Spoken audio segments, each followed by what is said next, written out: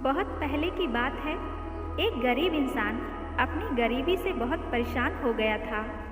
अपनी गरीबी के कारण उसका अपने परिवार का लालन पोषण करना बहुत कठिन हो गया था। एक पत्नी और 2 बच्चों के भरण पोषण के बोझ ने उसके मन में उथल पुथल मचा दी थी। इसी उथल पुथल के चलते उसने घर छोड़कर भाग जाने का निर्णय ले लिया और एक रात वह चुपचाप अपना घर परिवार छोड़कर चला गया। वह रात में बिना किसी मंजिल को निर्धारित किए चला जा रहा था। जब वह नदी किनारे पहुंचा तो उसने देखा वहां पर बुद्ध भगवान अपने शिष्य के साथ डेरा डाले हुए बैठे हैं। यह देखकर उसने निर्णय लिया कि वह भी एक सन्यासी हो जाएगा और भगवान बुद्ध का शिष्य बनकर उनके साथ ही विचरण करेगा। और यह निर्णय लेकर वह भगवान बुद्ध के डेरे में जाकर उनके चरणों में गिर गया और भगवान बुद्ध से विनती करने लगा कि वह उसे अपना शिष्य बनाकर अपने साथ ही रख लें।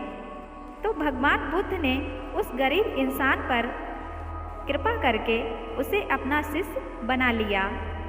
उसके बाद जब भगवान बुद्ध का काफिला आगे बढ़ा तो वह भी उनके साथ ही चल पड़ा। गर्मी का महीना था और भगवान बुद्ध का काफिला चलता ही जा रहा था। जब वह एक जंगल में पहुँचे तो सभी लोग एक पेड़ के नीचे विश्राम करने के लिए रुक गए। गर्मी के कारण भगवान बुद्ध को काफ़ी जोरों से प्यास लगी थी, तो उन्होंने अपने नए शिष्य से कहा, यहाँ पास में एक सरोवर है, तुम जाकर वहाँ से पानी ले आओ। तो भगवान बुद्ध का आदेश सुनकर वह सरोवर से पानी लेने के लिए चल पड़ा। जब वह सरोवर के पास पहुँचा तो उसने देखा कि कुछ जंगली जानवर सरोवर में ऊधम मचा रहे हैं। लेकिन जब वह सरोवर के पास पहुंचा तो सभी जानवर डरकर भाग गए। उस शिष्य ने सरोवर के पास जाकर देखा कि सरोवर का पानी जानवरों के ऊधम मचाने के कारण काफ़ी गंदा हो गया था। सरोवर का कीचड़ और सड़े गले पत्ते बाहर उभर कर आ रहे थे। इतना गंदा पानी देखकर वह बिना पानी लिए ही वापस आ गया और आकर भगवान बुद्ध से बोला, भगवान उस सरोवर में तो बहुत गंदा पानी था, उसे तो पिया ही नहीं जा सकता है। शिष्य की बात सुनकर भगवान बुद्ध कुछ देर तक कुछ नहीं बोले।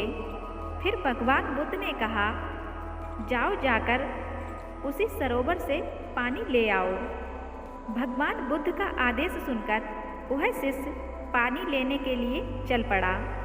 वह पानी लेने तो चल पड़ा, लेकिन वह अपने मन में यही सोचता जा रहा था कि भगवान बुद्ध इतने गंदे पानी को पिएंगे कैसे। जब वह चलता हुआ उस सरोवर के पास पहुंचा तो यह देखकर हैरान हो जाता है कि सरोवर का पानी निर्मल और स्वच्छ हो गया है। और वह पानी लेकर भगवान बुद्ध के पास आता है और उनसे यह प्रश्न करता है कि थोड़ी ही देर में सरोवर का पानी इतना साफ कैसे हो गया है। तब भगवान बुद्ध ने उसे समझाते हुए कहा, जब जानवर पानी में ऊधम मचा रहे थे तब उसका कीचड़ उभर आया था, लेकिन कुछ देर शांत रहने पर कीचड़ नीचे वापस बैठ गया और पानी फिर से निर्मल हो गया है। इसी प्रकार हमारे मन की स्थिति भी ऐसी ही होती है। जीवन की भाग दौड़ और कठिनाइयाँ हमारे मन में उथल पुथल पैदा कर देती हैं और तब हम गलत निर्णय ले लेते हैं। लेकिन कोई भी निर्णय लेने से पहले अगर हम अपने मन को शांत रखें और धीरजपूर्वक बैठकर सोचें तो हमारे मन की वह उथल पुथल भी पानी के कीचड़ की तरह ही नीचे बैठ जाएगी। और तब हम जो निर्णय लेंगे वह हमेशा ही सही होगा। इसलिए बुरे समय में इंसान को कभी भी अपना धीरज नहीं खोना चाहिए। भगवान बुद्ध का यह उपदेश उसके समझ में आ जाता है और जब वह शांति से बैठकर सोचता है तो उसे यह आभास होता है कि उसने अपना घर छोड़कर गलत फैसला लिया था और वह भगवान बुद्ध से आज्ञा लेकर अपने घर वापस चला जाता है। तो इसलिए इंसान को कभी भी अपना धैर्य नहीं खोना चाहिए, क्योंकि जल्दीबाजी में लिया हुआ फैसला हमेशा ही गलत साबित होता है। इंसान को हमेशा सोच समझकर ही काम करना चाहिए, जिससे बाद में उसे पछताना ना पड़े।